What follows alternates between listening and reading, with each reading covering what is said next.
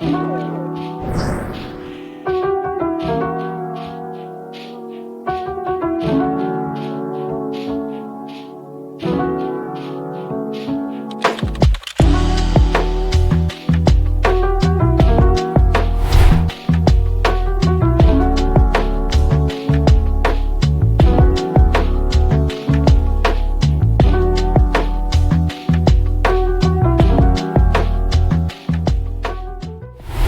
family, I want to begin this particular message broadcast with this very, very critical question that I will require to know what you think about it as you respond on the comment section.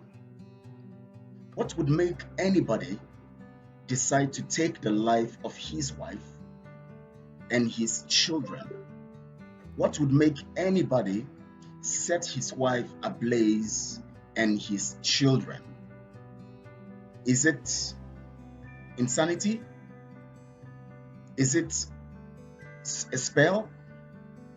Is it revenge? Is it anger? Is it jealousy, envy, or bitterness? What would make anybody do such horrendous and terrible thing to anybody? I also want you to put yourself in that shoe. What would make you take that kind of action and go that extreme to do something terrible to somebody else because you want to get at them? Today's story is particularly about a family in the heart of Igbo land. I have been talking about stories from the Igbo land because my concern basically, even if we'll keep looking at stories outside too, from other places, from other communities, but basically I want to bring out stories from Igbo land so that our people will begin to look at the things happening in their communities and also begin to understand that there are lots of things we need to begin to change from. Because when we begin to get the answers to the questions that is prevalent in our hearts, we only get the answers from the things happening around us, what we need to do and what we need not to do if we want to get freedom, if we want to free ourselves from the serious situation we have found ourselves under the contraption that the British Empire created, making us slaves even in our own land. This particular man has 6 children and a wife. And of course, they are living in the rural part of Igbo land. He is a security man, quite all right. He goes out, most times his job is at night.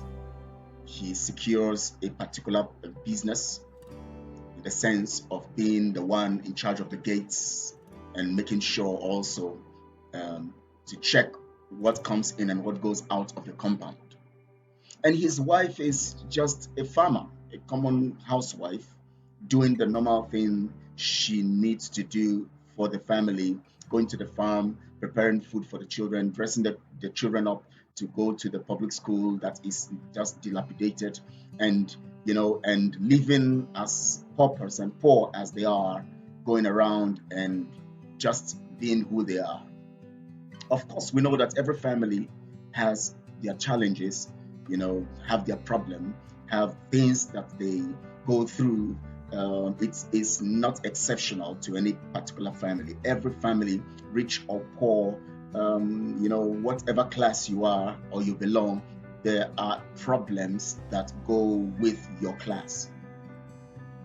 But quite all right, of course, we know that even between a man and a woman, there's always and there will always be issues about trusts, about family upkeep, and so many things that would naturally be things that we can easily solve if we can just sit down, reason together, look at things critically, and take actions that will be beneficial to everybody. And so, as usual, also, we know that every family too has a responsibility of securing their common interest in spite of their differences, in spite of their personal expectations and all of that. There must be a point of compatibility that also breeds compromise so that the family can go on and on. One critical thing about families, especially a man and a woman in a relationship, is the issue of trust. Sometimes there's suspicion. There's always this, suspicion that either the man or the woman is having extramarital affairs, or if it's just a relationship, having extra affairs from the relationship they have. And this also became one of the issues between this man, I am giving you the story today, and his wife. He was also suspecting that the wife is having affairs with somebody else in the community where they live. And several times they have quarreled about it. Several times there have been issues. Sometimes the man have confronted the particular man he accuses of having affairs with the wife, and so many things. But critically, according to how the story goes, he has never caught them anytime, but he just has this strong belief that they're having affairs. Anyways, as the story also goes, there was a particular time that he now saw the two of them somewhere, and he was very, very angry, that the wife was with this man at that place at that particular time. And of course, with this quarrel, this anger building, and this jealousy moving, and in connection with the poverty, the suffering, the pain, and the kind of circumstance and situation they found themselves, the man felt that he needed to take action. And this time around, the action he's going to take is not about jaw or discussing with the wife, or sitting down to discuss, or maybe looking for an elder or maybe a religious leader or someone who could intervene in the situation and discuss with them. He decided to take action that he has designed in his heart. As usual, he went for his security job. He was, night duty, it was a night duty thing. And he went that particular day, this fateful day, that he decided to carry out an action that would be very devastating. He went for his job. Little did anyone know that he had planned that night was going to be the end of his wife and the end of his children. He went to the fuel station, the local fuel station in that community, and bought a gallon of fuel and waited until the close of his job very early in the morning, around 4-5 a.m., when it is still very dark. He came to the house as early as that time and poured the fuel around the little house his wife and his children are sleeping inside. And they were just as usual. It is just another night for them, as they would always sleep and wake up the next morning and carry out their activities, not knowing that they were just encircled by death. The man poured the fuel around the little house where his 6 children are in and his wife sleeping. He poured on the window, poured on the door so that they would not be able to escape. It's just a little one room built in the land, having mats and other little things inside. Not a big house, just a village setting. You understand what I'm talking about. And so he poured the fuel on the door, poured the fuel on the windows, poured the fuel around the house so that they would never be able to escape. Then he lit the place. And that was how everywhere was on fire. The wife and the children were screaming, and he stood and made sure he stood by the door. If anybody tries to come out, he hits the person with a stick to go back into the house. He was so brutal, still pouring fuel and to make sure that the stuff keeps burning until his 6 children and his wife got burnt to death.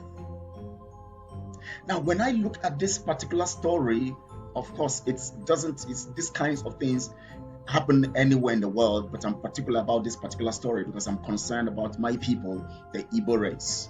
because my desire in my generation is to see that I support the reorientation of my people so that we can have a mindset that will build a nation that we desire.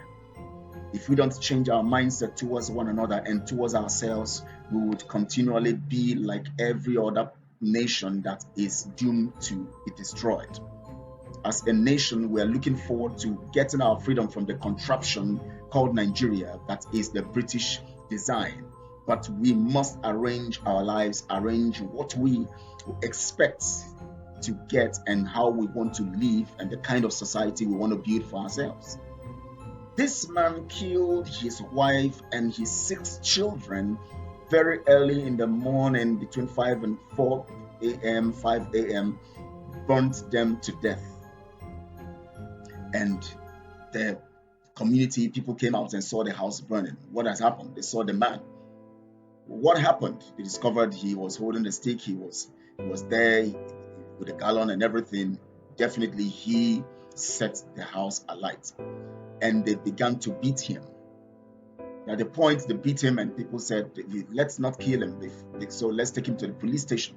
But the big question here is, what would make someone so angry or so jealous to go this extent to destroy whatever they have? What would make anybody get so jealous and so bitter and so angry to the point that they go this extent to destroy themselves by destroying their own family? I can't just imagine that this kind of thing can be heard of among humans, because we are subject to think, to reason. We have been given the ability to reason. What is the effect of my action at every point in time after I carry out whatever I want to carry out? How does it affect my life? How does it affect the life of the next person? We should reason critically when it comes to the actions we want to take. Ask yourself this question. What action do you carry out? What action do you take? What do you do that is endangering the next generation, or endangering your family, or endangering your life? He killed his family. The family is a very important segment of a particular system.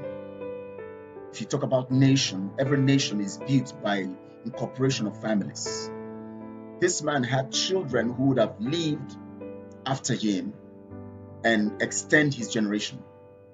He killed them all. He killed his wife. Maybe he's suspecting that those children don't belong to him. But is that the right thing to do? Those children are individuals. They are humans like him. Whether they belong to him, they don't belong to him, the only thing he can do, or he could do, is to just verify. And if they don't belong to him, then he goes his way, or sort it out the way he can sort it out, the way it could be sorted out in the community or legally. But he took the laws into his hands. What would make somebody get so jealous, evil, so angry, so pained that they can kill anybody and destroy anything that comes their way or that is on their way? The spirit of anger is a very, very dangerous spirit. Sometimes people say this is a spell. Well, I know that people can cast spell on people, but spell feeds on the evil that is resident within.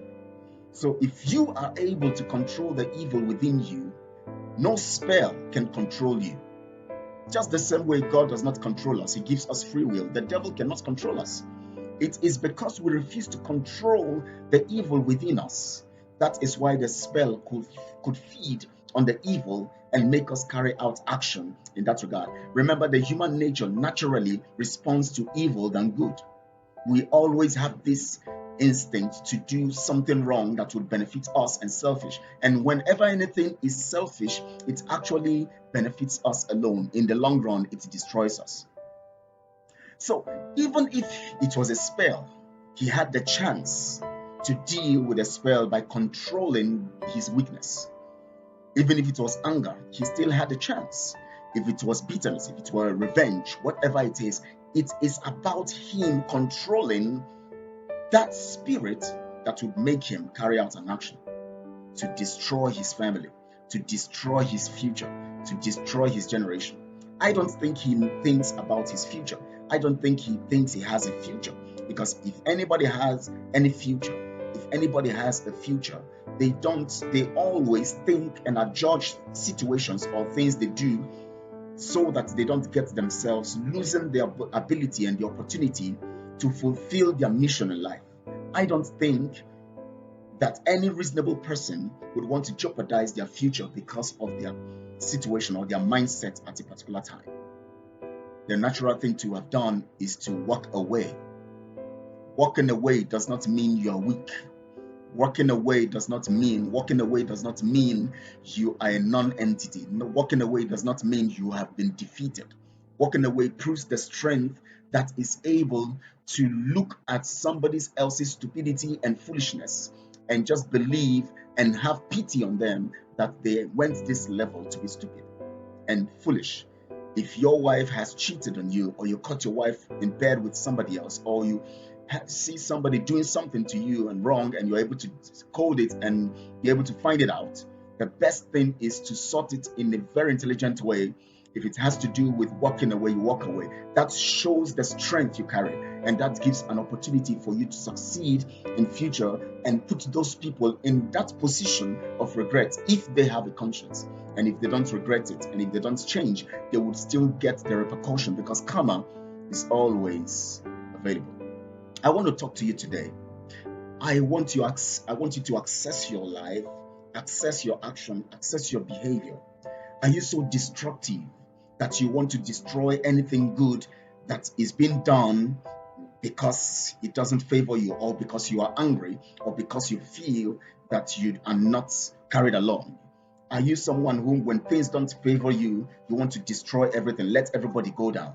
Are you someone, if you are no more in the system, or you are sacked, or you have been jilted, or the relationship is broken, or your wife cheated on you, your husband cheated on you, you just want to destroy everybody and make sure everybody goes down? You are a weak-minded person. You are a danger awaiting to explode.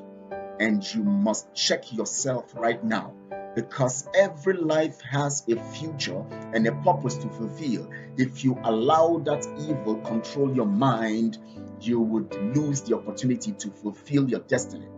No matter what, you have a future to protect, and the future you protect is the protection of the security that the future generation also demands to succeed.